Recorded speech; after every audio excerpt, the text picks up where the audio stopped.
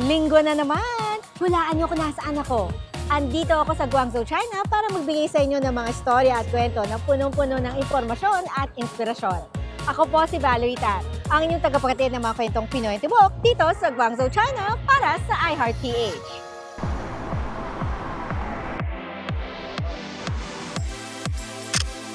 Say how much is mo? Ang bango!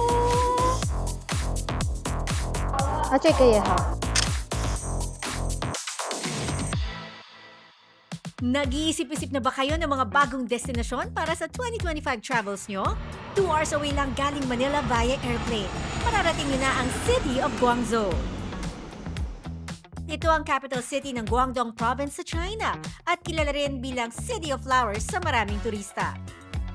Isa rin itong historical at cultural hub na binabalik-balikan for business and pleasure dahil sa masasarap na pagkain, green parks at modern architecture. At syempre, hindi kompleto ang Guangzhou trip without visiting its most famous landmark, ang Canton Tower. Merong iba't ibang klaseng entrance tickets dito. Depende na rin sa attraction or activities na gusto mo salihan. Dito tayo sa observation deck ticket para makita natin yung view ng city. Isa ang Canton Tower sa pinakamataas na tore sa buong mundo, sa sukat na aabot sa halos 600 meters.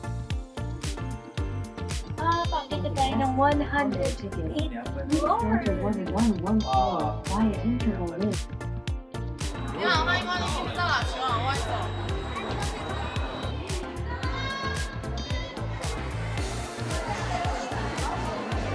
Meron tayong 360-degree view ng city!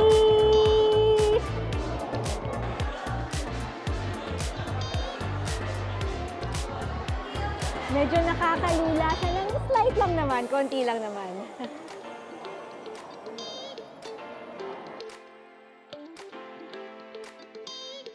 Ito yung best view dito sa taas. Pipila tayo.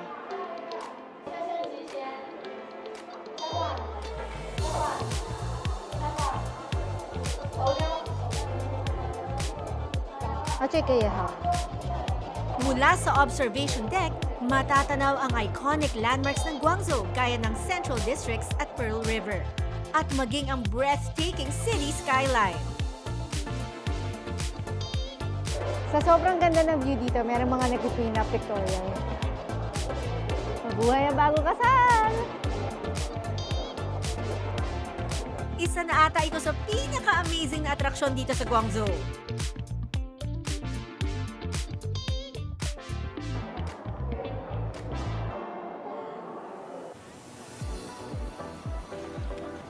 At dahil na rin sa sobrang excitement at sa taas ng inakyat natin, doon naman tayo sa adventure na hindi dapat palampasin. Walang iba kundi ang food trip featuring authentic Chinese cuisine. Nakagawian nila dito na linisin yung kanilang chopsticks, plato, at baso sa pamamagitan ng tsaa. Para masiguradong malinis, diba? Bago tayo kumain.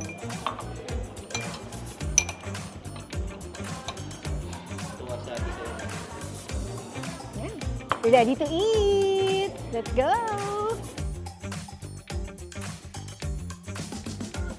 Wow! Ang bango! Tsaka ang daming garlic. Seryoso, sobrang daming garlic.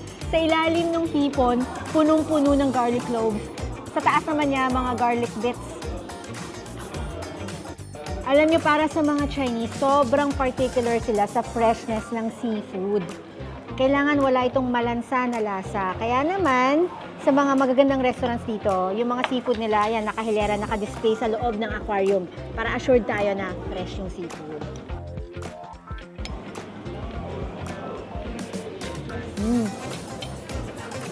Culture!